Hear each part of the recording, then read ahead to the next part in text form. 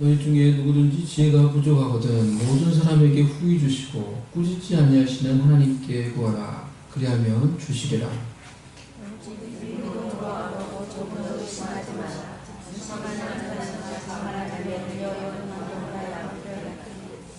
이런 사람은 무엇이든지 죽게 얻기를 생각하지 말라. 낮은 형제는 자기의 높음을 자랑하고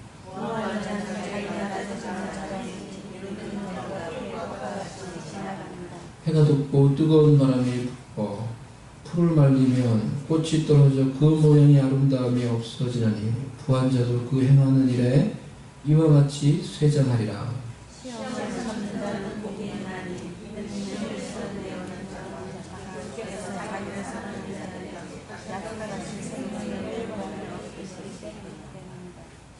사람이 시험을 받을 때 내가 하나님께 시험을 받는다 하지 말지니 하나님은 악에게 시험을 받지도 아니하시고 신이 아무도 시험하지 아니하시느니라. 오직 각 사람이 시험을 받는 것은 자기 욕심에 끌려 욕심이 잉태한즉 죄를 낳고 죄가 장성한즉 사망을 낳느니라. 온갖 좋은 은사와 온전한 선물이 다 위로부터 빛들의 아버지께로부터 내려오나니 그는 변함도 없으시고 회전하는 그림자도 없으시니라.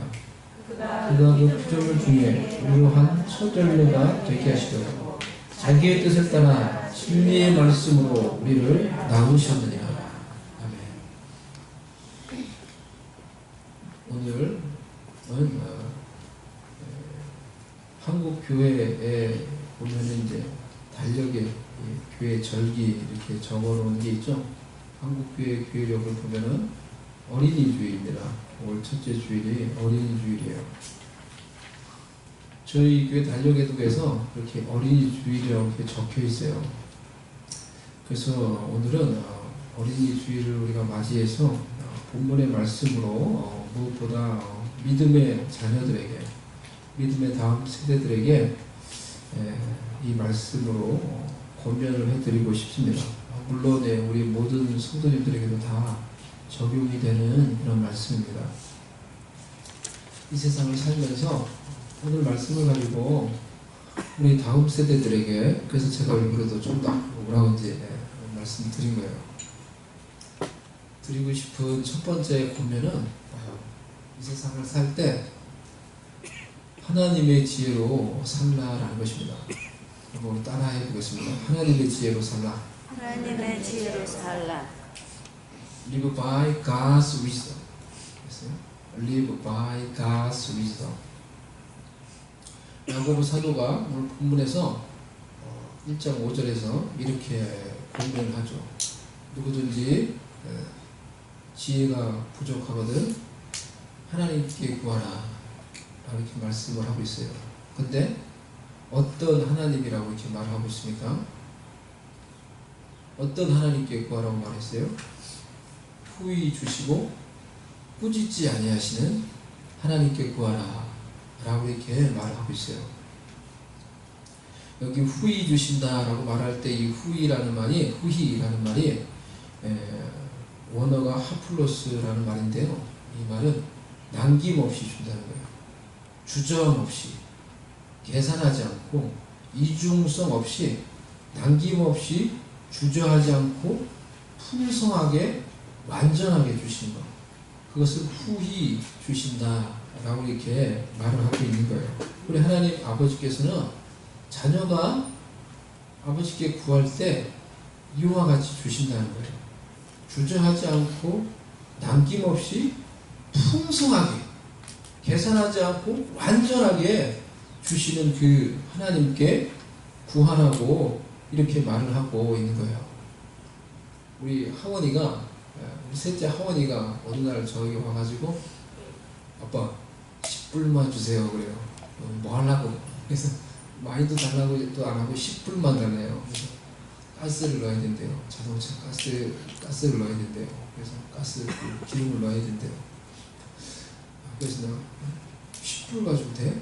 그래서 제가 20불 딱 줬어요. 20불 준 것 같아요.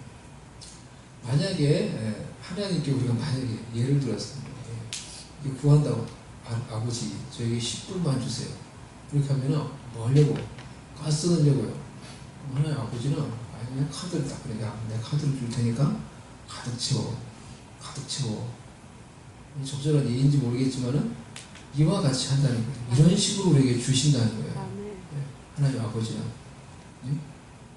우리에게 당신의 자녀에게 주시되 남김없이 생각하지 않고 계산하지 않고 이걸 주면 나한테 좋을까 안 좋을까 계산하지 않고 주시되 풍성하게 완전하게 주시는 그것을 후히 주시는 그리고 꾸짖지 아니하시는 하나님께 구하라라고 이렇게 말하고 있어요. Without find all to all without finding fault. 이 말이 되게 좋은 것 같아요. Without finding fault. 그런데 왜 다른 것들도 많이 있는데 굳이 지혜를 구하라고 이렇게 말을 했을까요? 다른 우리가 생각할 때는 좀 더 우리가 구하고 싶은 좀 더 좋은 것들도 있을 것 같은데 재물도 있고 실제적인 것, 능력, 뭐 영광 여러 가지 좋은 것을 우리가 더 이렇게 구하라고 말할 수 있을 것 같은데 왜 야고보는 지혜를 구하라고 이렇게 말을 했을까요? 지혜가 우리에게 가장 좋은 것이 되기 때문이라는 거예요. 우리가 이 세상을 살아갈 때 어려운 일을 당하고 힘든 일을 어쩔 수 없이 피치 못해서 그런 일들이 늘 당하게 되죠. 살면서 당하는 그런 피할 수 없는 어려운 일들, 힘든 일들 당할 때 하나님께서 주시는 지혜가 있을 때 그 어려움들을 우리가 하나님이 주신 지혜로 견디며 인내하며 극복할 수 있게 되죠. 인간관계 가운데 어려운 일들을 당할 때도 하나님이 주신 지혜가 있을 때 인내하며 지혜롭게 그 일들을 극복을 해 나가게 돼요.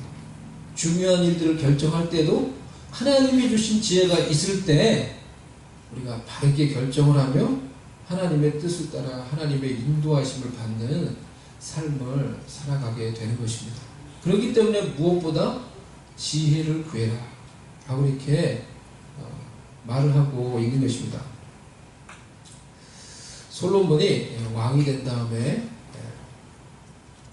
1000번제를 하나님께 드렸죠.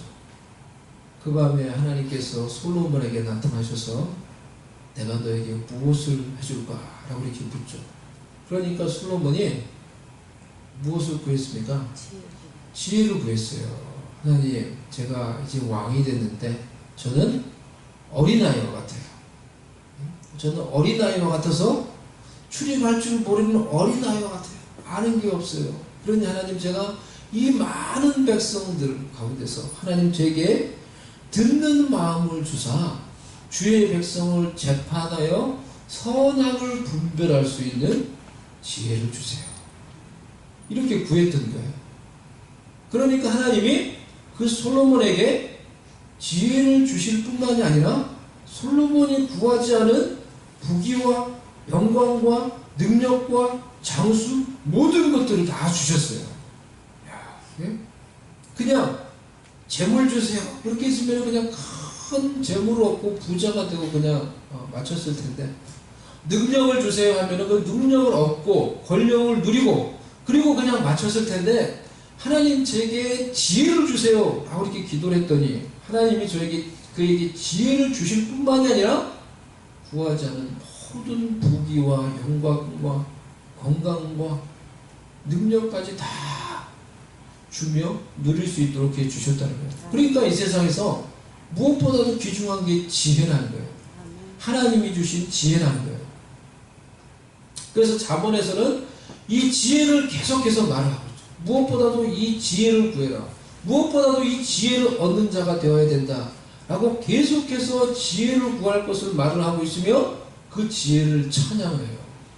근데 이 잠언이 누가 지은 잠언이에요? 솔로몬이 지은 거예요. 하나님 앞에서 지혜를 구해서 하나님이 주신 지혜가 무엇인지 그 지혜를 받아본 사람이 그 지혜를 가지고 인생을 살아본 사람이 자신의 아들에게 너는 무엇보다도 너의 인생을 살면서 지혜를 구하라고. 그 지혜를 구하라고 그렇게 말하고 있는 책이 바로 잠언이에요. 우리 잠언 3장 말씀을 우리 한번 펴서 볼까요? 잠언 3장.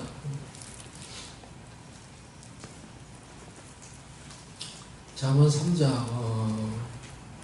잠언 3장 말씀을 우리 한번 이게 좀 길어도 한번 읽어보면 좋겠어요.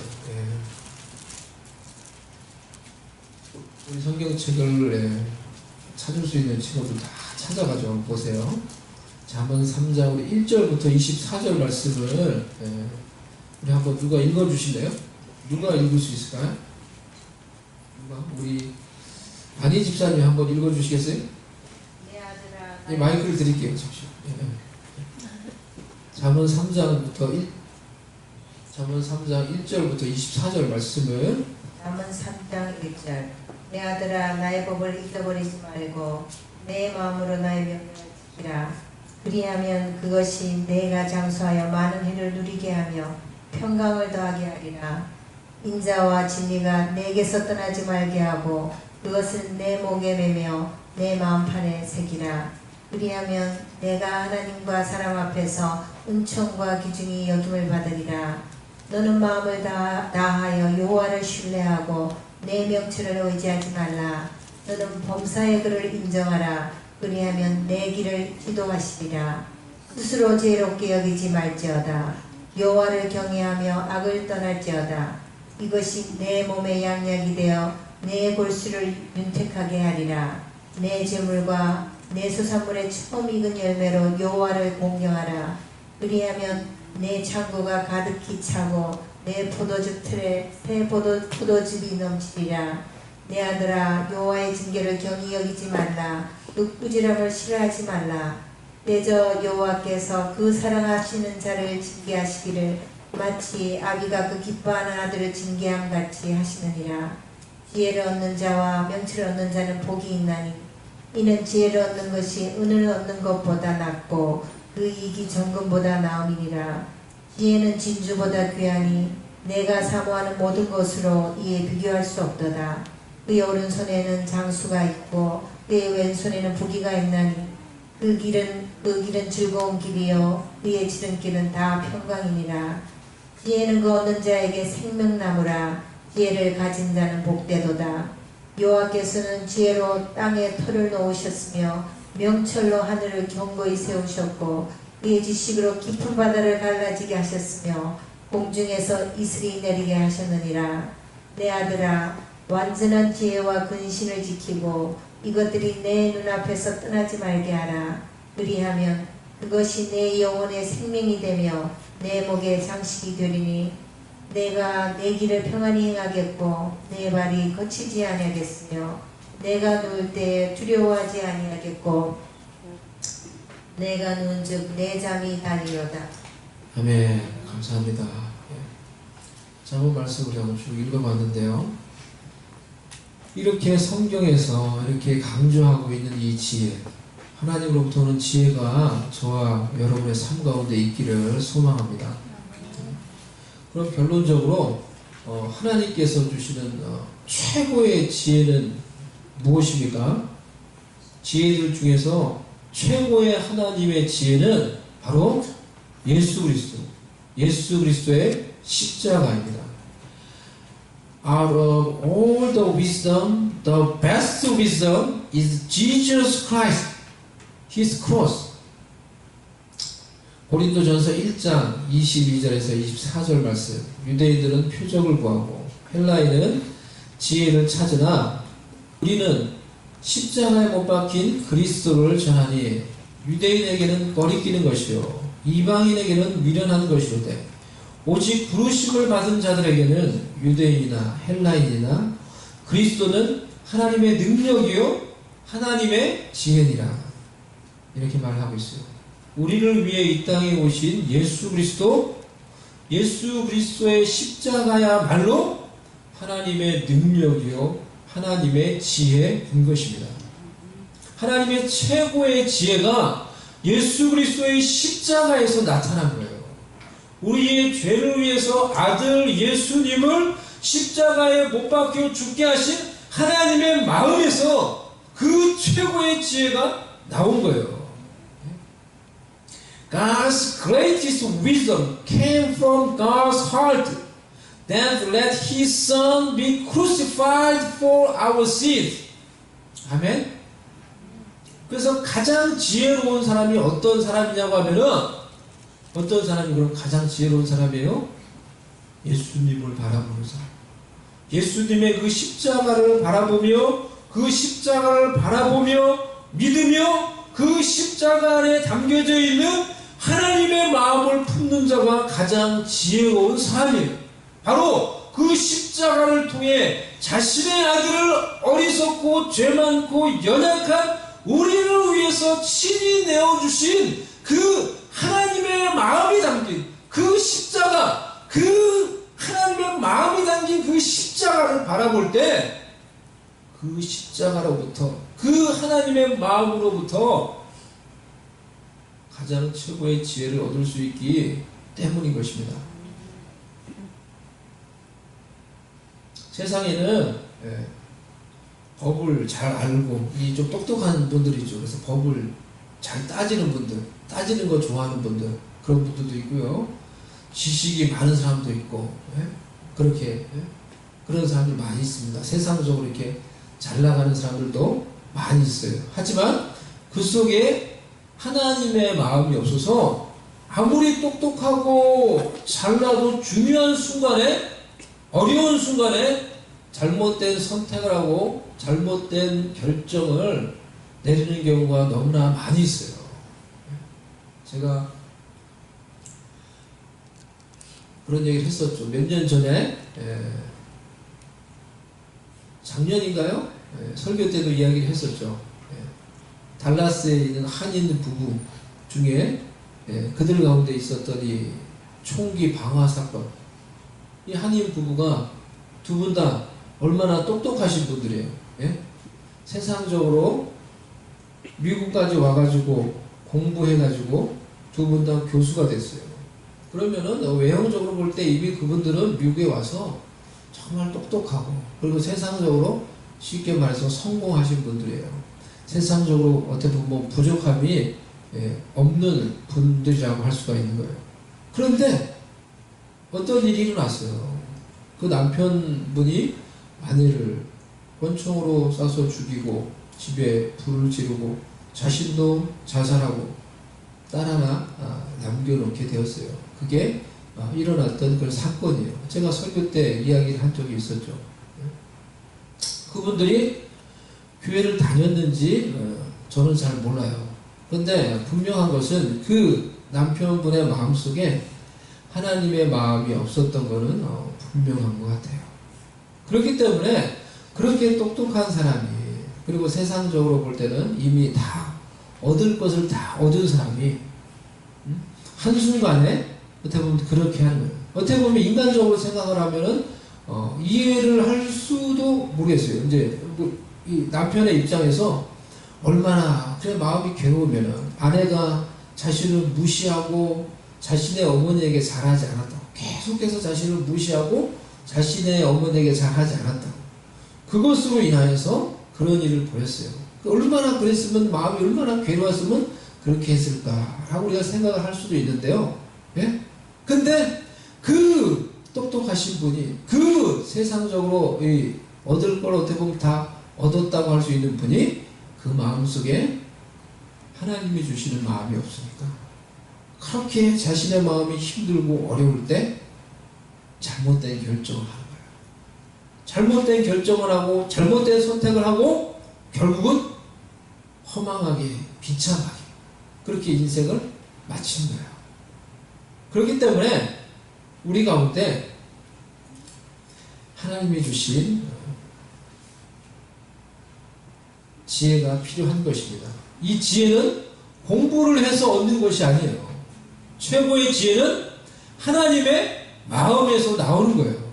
그러니 예수님의 십자가를 바라보며 그 십자가에 담겨져 있는 하나님의 마음을 품을 수 있는 저와 여러분이 될 수 있기를 바랍니다. 그런 사람이 최고의 하나님의 지혜를 가지고 있는 거예요. 나를 위해서, 우리를 위해서 연약하고 어리석고 계속해서 넘어지고 죄에 빠지는 그런 우리를 위해서 그 귀한 아들 예수님을 친히 내어주신 그 하나님 아버지의 마음을, 십자가를 바라보며 우리도 품음으로 그 마음에 담긴 하나님의 지혜를 품고 살아갈 수 있는 여러분들 될 수 있기를 바랍니다. 그런 믿음의 자녀, 그런 성도들 될 수 있기를 주님의 이름으로 축복합니다. 그래서 하나님의 지혜로 여러분의 인생을 살 때 여러분 승리하시고 어려운 일들 당해도 바르게 인내하며 바르게 결정을 하시고 하나님 기뻐하시는 열매를 맺어갈 수 있기를 바랍니다. 두 번째로 오직 하나님만을 의지하며 하나님께만 소망을 두라는 거예요. Depend on God only and have hope in God. 9절에서 11절 말씀이에요. 예수님 믿는 자들 중에도 어려운 사람, 가난한 사람, 그런 사람들은 자신이 힘들고 가난하고 어렵다고 해서 기죽지 말고 자신의 높음을 자랑하라 했어요. 예수님 안에서 자신이 얻게 된 하나님의 자녀로, 영원하신 하나님의 자녀가 됐다는 그런 영적인 정체성을 기억하며 그것 안에서 신앙의 자부심을 가지고 기죽지 말고 조금 어려워도 귀를 펴고 어깨를 펴고 당당하게 이 땅을 살아가라는 거예요. 반대로 이 세상에서 조금 잘 살고 잘 되고 부자인 사람은 그것으로 인해서 또 자랑하지 말고 자신의 낮음을 자랑하라고 이렇게 말을 하고 있어요. 왜냐하면은 자신의 낮아짐을 자랑하라 했어요. 왜냐하면은 그 부한 것도 들의 꽃과 같이 다 시들고 지나가기 때문이라는 거예요. 그러니까 이 세상에서 우리가 조금 잘 되든지 조금 못 되든지 그것에 연연하지 말고 오직 하나님께만 소망을 두고 하나님만을 의지하며 살아가는 자가 되라는 것입니다. 어려워도 힘들어도 신앙 안에서 신앙의 프라이드를 가지고 어려움 속에서도 감사할 수 있는 그런 자들이 되라는 것입니다. 우리 믿음의 자녀들이, 우리 성도들이 이 세상을 살면서 이와 같이 하나님께만 소망을 두는 그런 자들 될 수 있기를 바랍니다. 시편 146편 5절에 야곱의 하나님을 자기 도움으로 삼으며 여호와 자기 하나님께 소망을 두는 자는 복이 있도다 라고 이렇게 말하고 있어요. 로마서 12장 1절 2절 말씀 한번 봅시다. 그럼 이 말씀 같이 한번 봅시다. 로마서 12장 1절 2절 말씀 우리 한번 같이 한번 읽어보겠습니다. 시작. 그러므로 형제들아 내가 하나님의 모든 자비하심으로 너희를 권하노니 너희 몸을 하나님이 기뻐하시는 거룩한 산제물로 드리라. 이는 너희가 드릴 영적 예배니라. 너희는 이 세대를 본받지 말고 오직 마음을 새롭게 함으로 변화를 받아 하나님의 선하시고 기뻐하시고 온전하신 뜻이 무엇인지 분별하도록 하라 라고 이렇게 말했어요. 그러므로 형제들아, 이 그러므로 앞에 나오는 이 그러므로는 로마서 1장부터 11장 전체를 다 받는 그러므로라고 얘기를 해요. 그럼 로마서 1장부터 11장까지의 내용은 어떤 내용이 있어요? 앞에 로마서 1장부터 11장 그럼 어떤 내용이에요? 로마서 1장부터 11장 내용을 그냥 간단하게 요약을 하면은 인간이 자신의 죄악과 그 타락으로 불순종으로 인해서 하나님 앞에서 심판받아서 그래서 멸망받을 수밖에 없는 그런 인간의 운명에 처해 있지만은 하나님께서 예수 그리스도를 주시고 그 예수 그리스도의 구속으로 말미암아 그 예수 그리스도를 믿는 자들에게는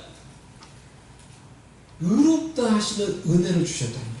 의롭게 여기시는 의롭다 하시는 은혜를 주셨다는 거예요. 이것이 앞부분에서 설명하고 있는 복음의 내용이에요. 그래서 예수님을 믿음으로 우리가 하나님으로부터 의롭다 하시는 은혜를 받았다는 거예요.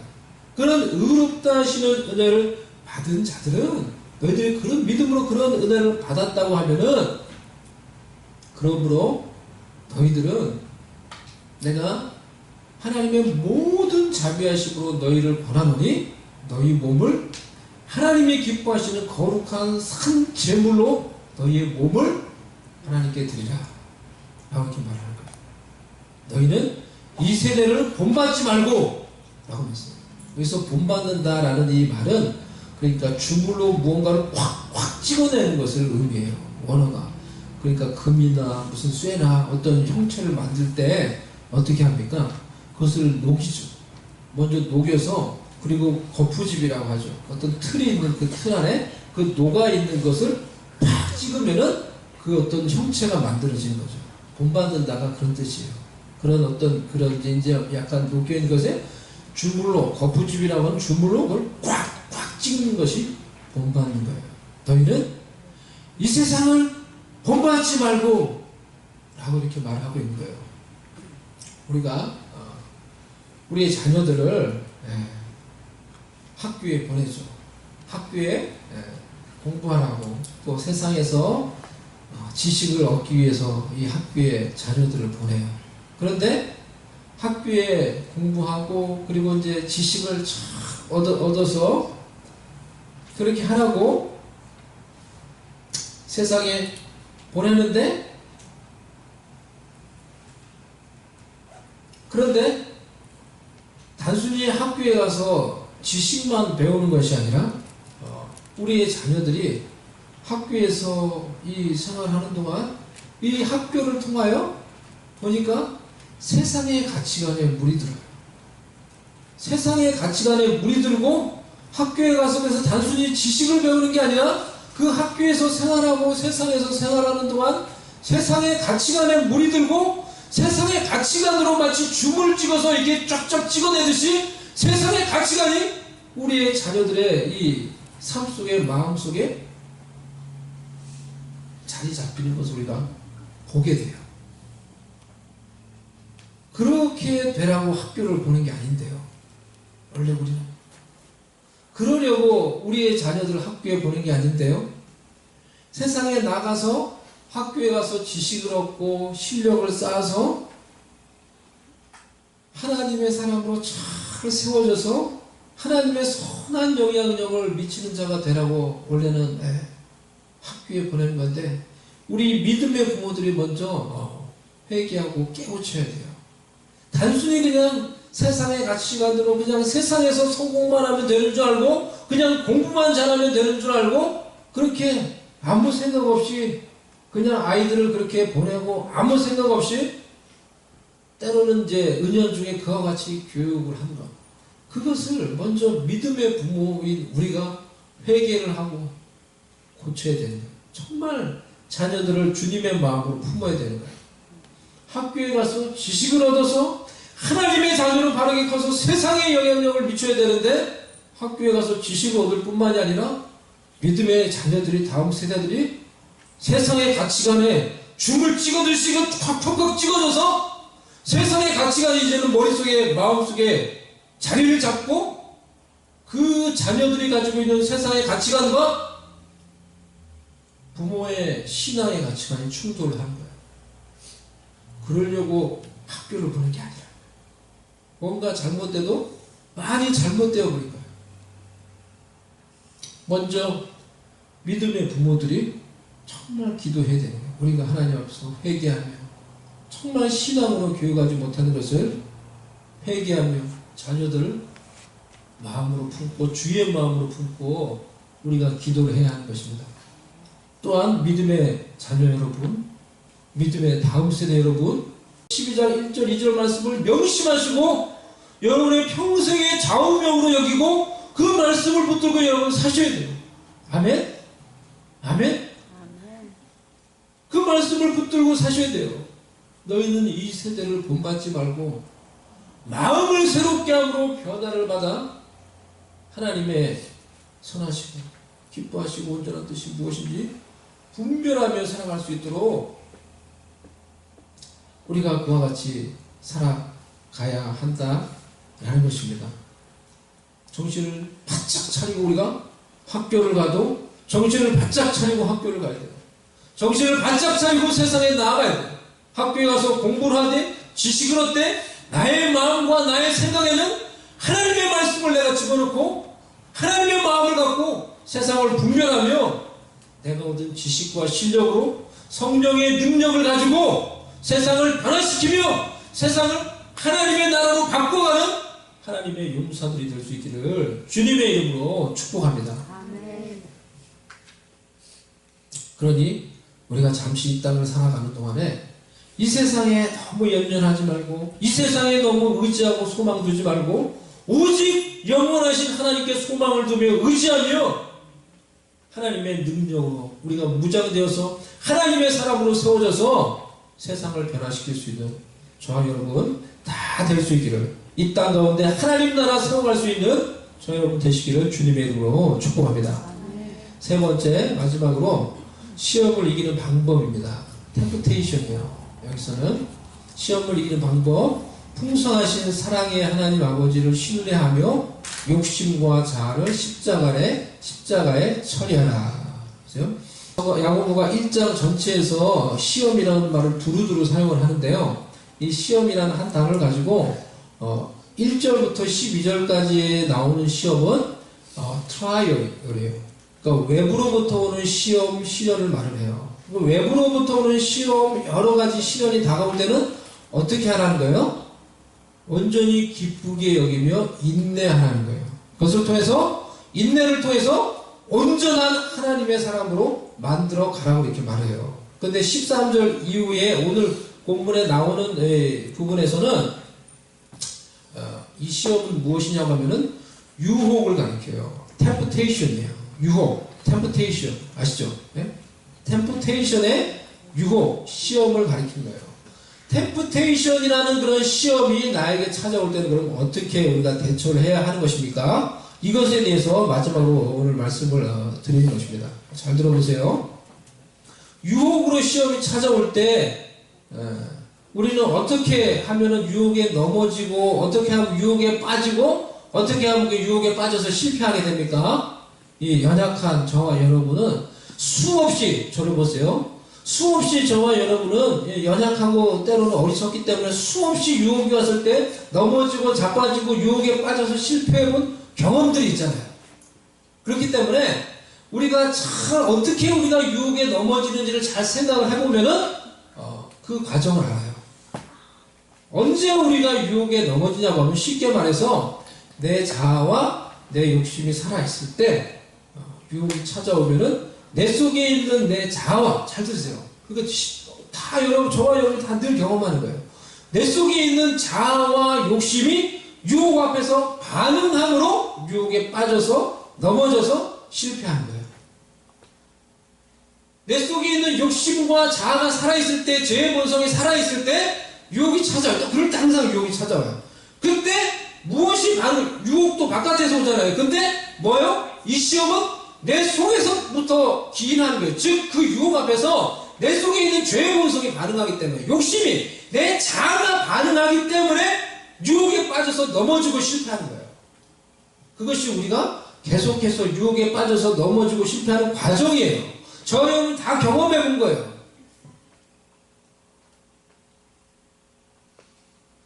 우리의 자아가 살아있을 때 우리 속의 자아가, 이 자아라고 셀프 에고, 이건 죄된 자아를 말하는 거예요. 이것이 사람들을 바라보며 관계 속에서 또 환경을 바라보며 어떻게 합니까? 낙심해요. 우울해요. 분노해요. 안 되니까 좌절해요.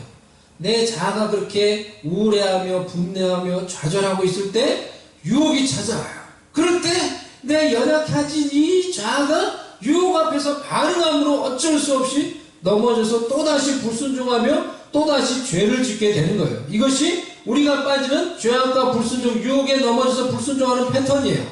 그래서 이걸 좀 더 고상하게 이 다이안 제이 챈들러라는 이 교수님이 있어요. 리전트 유니버시티 교수인데 이분이 이렇게 설명을 했어요. 죄악과 불순종에도 패턴이 있다는 거예요. 첫 번째, 잘 들어보세요. 패턴부터 의심의 패턴이에요. 의심하는 단계. 두 번째, 디셉션, 속는 단계예요. 세 번째, illegitimate desire, 불법적인 갈망이에요. 네 번째, willful obedience, 의지적인 불순종이에요. 이와 같은 패턴을 통해서 우리는 죄악과 불순종에 빠진다라는 거예요. 너무나 정리를 잘 해놨어요. 아담과 하와가 이와 똑같은 불순종의 패턴으로 빠졌어요. 우리도 똑같이 이 패턴으로 빠져요. 아담과 하와가 사탄이 딱 찾아와가지고 뭐라고 물어봤습니까? 하와에게 하나님이 정말로 이 동상에 있는 모든 나무의 실과를 먹지 말라고 그랬느냐? 하나님 그렇게 말하지 않았죠. 오직 한 가지 선악을 알게 하는 나무만 먹지 말라고 그랬죠.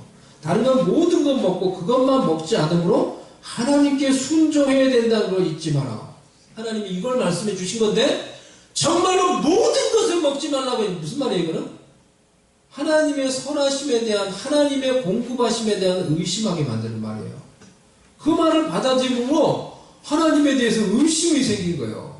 좋지 않은 하나님, 나쁜 하나님, 나를 막 안 좋게 하는 그런 의심이 들어오는 거예요. 그러니까 디스크립션에서 그러니까 하와가 뭐라고 대답을 했어요? 하와가 다 먹지 말라고 한 게 아니고 하나님이 동상 중앙에 있는 나무의 열매만 먹지 말라고 했는데 그걸 먹으면 죽을까 하노라. 아리까리 한 거예요. 지금 하나님의 말씀도 아리까리하고 아무 생각이 없는 이 하와 옆에 있었을 이 아담한테 의심의 말을 던져주고 의심의 말을 자연스럽게 받아들이니까 어떻게 해요? 두 번째로 거짓을 가지고 강력하게 속이는 거예요. 아니야, 먹으면 하나님처럼 돼. 너희가 하나님처럼 될까봐 하나님이 그게 두려워서 먹지 말라고. 먹어! 하나님에 대해서 의심하기 시작하니까 강력한 거짓을 가지고 들어오는 거예요. 속이는 것을 가지고 들어와요. 그 말을 딱 듣고 나서 보니까 불법적인 갈망이 생겼어. 바라보니까 너무 먹고 싶은 거죠. 이게. 너무 먹음직스러운 거예요. 그러니까 어떻게 해요? 자기의 의지를 가지고 willful disobedience, 의지를 가지고 불순종해서 하나님처럼 되고자 하는 잘못된 욕망을 가지고 하나님께 반역하며 그것을 따먹은 거예요. 이것이 아담과 하와가 저지른 죄악의 패턴이에요. 그리고 지금도 동일하게 우리 가운데 죄악과 불순종의 패턴이 이와 같은 방식으로 우리 가운데 찾아온다는 거예요. 첫 번째 의심이에요. 하나님의 선하심, 하나님의 사랑하심. 그 다음에 뭐요? 하나님의 선하심과 사랑하심에 대해서 우리가 확신하지 못하면 그 다음에 잘못된 기준이 들어오는 거예요. 세상 기준이 들어오는 거예요. 진리가 아닌 게 내 상태에 이게 기준이야, 이게 맞아, 이게 들어오는 거예요. 세상의 가치관이 들어오는 거예요. 내가 그것을 받아들이면 잘못된 갈망이 생겨요. 이제 그 다음부터. 그리고 내 마음을 따라, 내 속에서 일어나는 잘못된 갈망을 따라 내 의지를 가지고 불순종하는 거예요. 죄악에 빠지는 거예요. 똑같이 우리도 이와 같이 죄를 저지른다는 거예요. 그래 여러분, 우리는 어떻게 해야 됩니까? 네? 그래서 야고보 사도가 이렇게 말을 하네요. 내 사랑하는 형제들아, 속지 말라. 네? 속지 말라. 네? 우리는 역으로 하면 돼요. 역으로. 어떻게 돼요? 의심이 아니라 하나님을 신뢰해야 됩니다. 우리가 순종의 패턴으로 살려면 우리는 어떻게 처음부터 잘해야 돼요. 의심이 아니라 늘 어려움이 있어도 하나님을 신뢰해야 돼요. 내 삶 속에서 지금 하나님이 역사하는 것 같지 않아도 좋으신 하나님, 나를 사랑하신 하나님, 나를 위해 예수님을 주셨는데 그건데 더 이상 할 말이 없는 거예요. 다른 걸 왜 못 줘요? 그러니까 그 예수 십자가를 바라보면서 그 하나님을 내가 신뢰하는 거예요. 어려울 때도 신뢰하면서 감사해. 신뢰로 하고 그 다음에 어떻게 해요? 그러니까 속임이 들어올 곳에 뭐가 들어오는 거예요? 진리, 하나님의 말씀을 내 속에 붙들고 진리를 붙들므로 진리를 가지고 말씀을 가지고 거짓을 내가 분별해내는 거예요. 세상의 가치관을 분별해내는 거예요.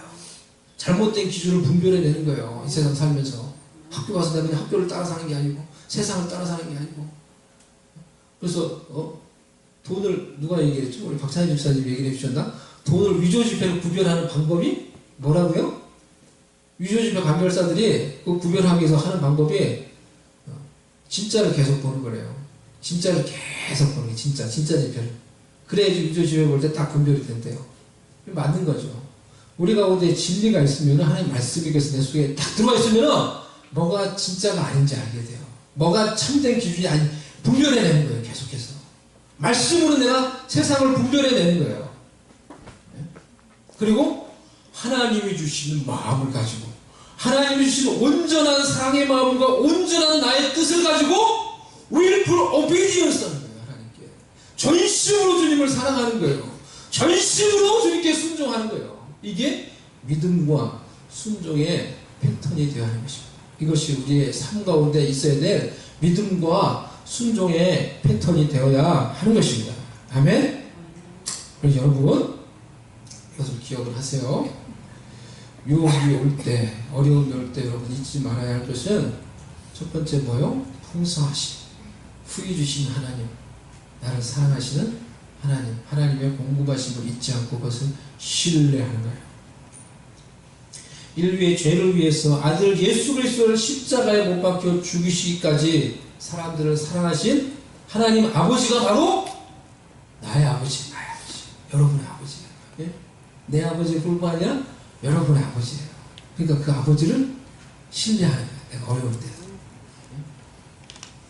그리고 그 사랑의 하나님 아버지의 선하심과 공급하심을 내가 믿으며 말씀으로 내 마음을 체험으로 그 진리의 말씀으로 세상을 분별해내고 내 마음을 분별해내고 나의 속에 있는 욕망, 잘못된 갈망은 십자가에 못 박고 십자가에 처리하고 온전히 하나님이 주신 온전한 마음으로 willful 그 마음으로 나의 의지를 다해서 하나님께 순종하며 하나님을 사랑하며 하나님의 뜻을 이루며 하나님께 열매 맺어 가며 살아갈 수 있는 저와 여러분이 될 수 있기를 그런 믿음의 자녀 되시고 성도들 될 수 있기를 주님의 이름으로 간절히 축복합니다. 이 시간에 같이 한번 우리 기도하겠습니다. 오늘 우리가 나눴던 이 말씀 기억하며 한번 우리 같이 기도하십시오. 오늘 제가 여러분께 세 가지를 말씀을 드렸는데 잘 생각을 하시면서 여러분 말씀을 가지고 기도하십시다. 중요한 말씀들이에요. 그래서 우리 인생을 살아간다고 정말 그렇게 살 수 있도록 하나님의 지혜로 살게 해주시고 오직 하나님을 의지하며 살게 해주시고 어떤 상황에서도 하나님을 신뢰하며 하나님 사랑의 하나님 아버지 신뢰하며 말씀으로 세상을 분별해내며 다른 게 아니라 말씀이 내게 기준이 되는 사람 그래서 온 마음을 다해 주님 사랑하며 순종하는 사람 그런 사람 되도록 우리 자신을 위해서 기도합시다. 다른 게 더 이상 하나님 내 마음에 장애물이 되지 않게 해주세요. 그런 믿음의 자녀 되고 또 믿음의 세대 되고 또 우리 믿음의 성도들 될 수 있도록 우리 우리 자녀들을 위해서 우리 다음 세대들을 위해서 우리 청소년 청년들을 위해서 또 우리 서로를 위해서 좀 잠시 한번 기도하겠습니다.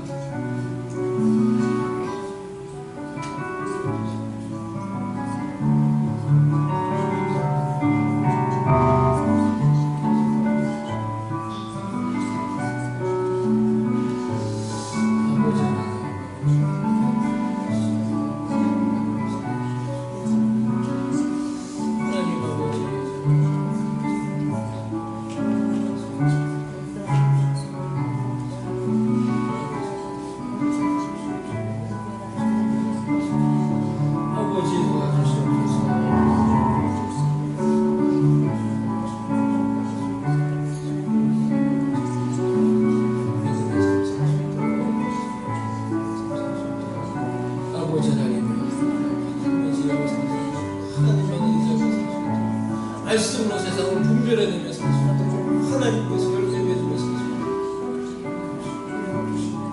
함께하여 주시옵소서. 말씀으로 세상을 분별해내며 하나님의 말씀으로 기준 삼아서 아버지 이 땅 가운데 하나님 유혹이 와도 시험이 와도 능히 이기며 승리하며 열매 맺는 믿음의 자녀들 그래서 하나님이 기뻐하시는 그런 풍성한 하나님의 첫 열매로 하나님께 영광을 돌려드리는 주의 자녀들 다 될 수 있도록 하나님께서 은총을 내리시고 복을 더해 주시옵소서. 예수님의 이름으로 기도드리옵나이다. 아멘.